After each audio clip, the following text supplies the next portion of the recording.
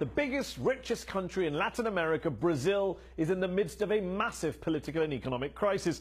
President Dilma Rousseff is suspended and on the verge of being impeached, though her supporters say she's the victim of a right-wing coup. Joining me now from Sao Paulo is former Brazilian President Fernando Cardoso, who supports Dilma's impeachment. Thanks for joining me on Up Front. Fernando Cardoso, suspended President Dilma Rousseff says she is the victim of a legal and political farce. She says when an elected president is suspended because of a crime she hasn't committed, the name we give is not impeachment, but a coup. Why is she wrong?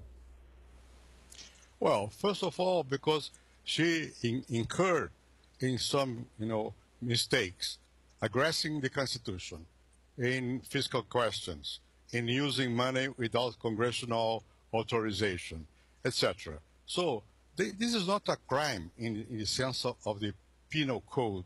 It's a crime against the Constitution. It's a political crime. It's the lack of responsibility. You say political crime. That's why impeachment proceedings were opened against her. One of the main charges is that she allegedly manipulated Brazil's budget in violation of the law of the Constitution, so-called fiscal peddling. But you did that too when you were president, didn't you? Back in 2001, 2002, you're accused of peddling around $300 million a year in terms of today's currency exchange rates.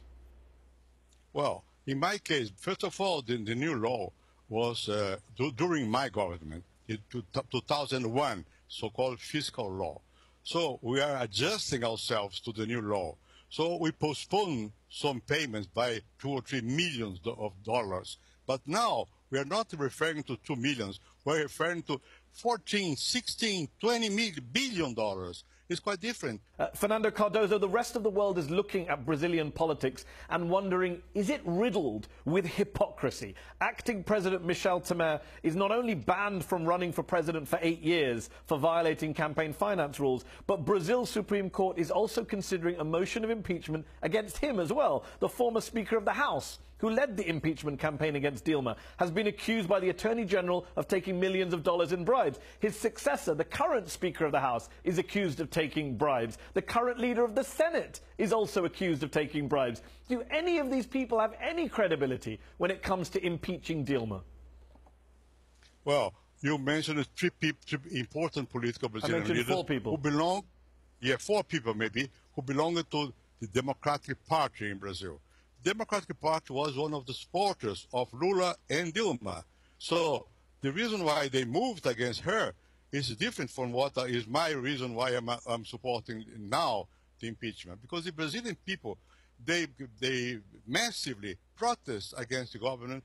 But you don't see any irony that the former Speaker of the House, the man who led the impeachment campaign, is then removed under corruption accusations. You don't see the irony?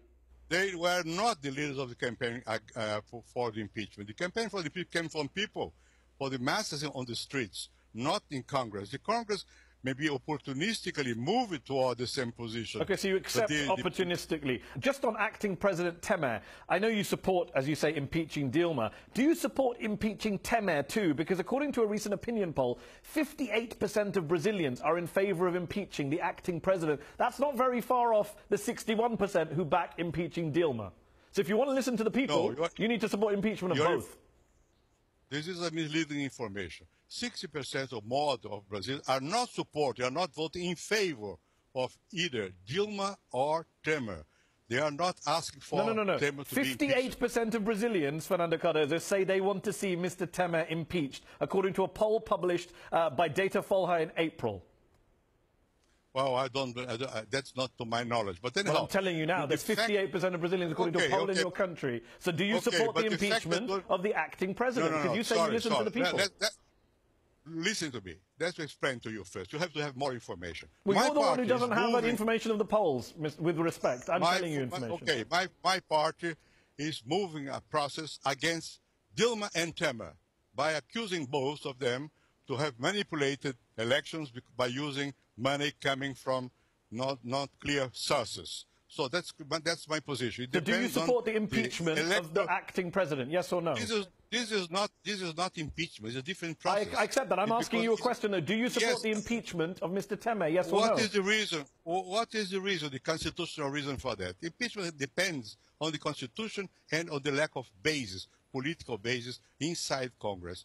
That is not the case with President Temer. Just to broaden it out, this whole anti-Dilma movement came out of the wider multi-billion-dollar corruption scandal involving Brazil's state-run oil firm Petrobras, the biggest ever corruption scandal in Brazil's history, perhaps in the history of any modern democracy.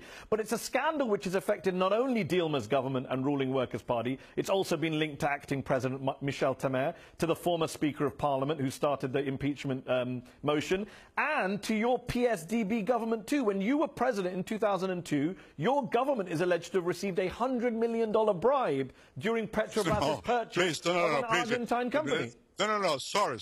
I protest. This is not true. You deny what these two former... So you deny what these two former Petrobras directors, Nestor Severo and Senator de Amaral, have revealed in their plea bargains. They say that there are documents showing... No. They never showed any document. Only Severo said that during the process of buying this refinery, someone vaguely received, imagine you, $100 million. Did somebody in your government receive $100 million or not from Petrobras? No, this is not true in a protest, because you cannot say that without giving data, number, person, so on and so forth. This is not true. You can't blame Dilma and her supporters for calling this a coup, now that we have a secret phone recording that was released in May, in which the then planning minister, Romero Jucá, I believe his name, basically plots to remove Dilma and install Temer in an attempt to shut down the Petrobras scandal investigation, in which he and other officials have been implicated. He's since resigned, of course, but he's on the phone saying this is why we should install Temer and get rid of Dilma, because of Petrobras. The scandal in Petrobras is completely, entirely in the hands of people close to Lula's and Dilma's government. And this is very serious. No one is questioning the seriousness. I'm asking you a specific question about this minister. When he's on the phone saying to someone else, we have to change the government to be able to stop the bleeding, and the other senator says the easiest solution would be to put in Michel. When we hear that, what else can we call it but a coup? Sorry, but what was the result of that? Zero. The process is, the trial is proceeding. The justice is independent, and they are continuing to do what has to be done. Okay, Fernando Cardoso, there have also been some pretty serious accusations against you personally on the corruption front. In February of this year, Brazil's Ministry of Justice opened an inquiry to investigate claims that you used the company Brasif to make monthly payments to a woman who is allegedly your former mistress. What's your response to those accusations? First of all, her denied the fact. Second, the business company said that's not true. Third, she started to work with that business people in the year 2013, when I was no more president. And I had what has been, if this is an accusation, we have a love affair, was 20 years before. So this is political misinterpretation. She says you arranged $3,000 monthly payments through the firm, and the Ministry of Justice are investigating.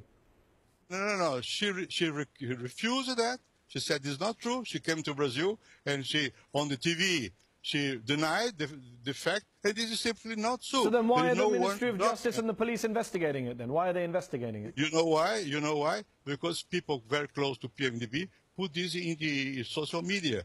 And I like the Dilma Minister of Justice, and he was forced to open a discussion. I asked the people about it. You gave me one concrete element. So this is not true. This is political attempt to to demoralize a person who has correct life. Let's go one step ahead. This lady has a son. She said the son is mine. DNA proved it is not mine. And in spite of that, I like this guy. And I support his education all the time with my money, using the central bank and all that to send money to this guy. But why do you send money to this guy if he's not your son? Maybe that's why people are suspicious. No, because I had a connection with him. I like him. One last question before we finish. Do you worry that the entire Olympics in Brazil will be overshadowed this summer by these ongoing political crises in your country? That your country's standing in the world will be harmed at a time when everyone in the world is looking at Brazil? Well, that's a pity. I don't know why, it's a real pity the fact that the government of Brazil has been so undermined by corruption and by bad political decisions. It coincided with the Olympics. I would prefer to have a much more sound nation to show to the world. But unfortunately, in the last years, the corruption in PT government was so high and the lack of sense of reality so elevated that we are now facing a disastrous situation. Fernando Cardoso, thank you so much for joining me on Upfront. Thank you. That's our show. Upfront will be back next week.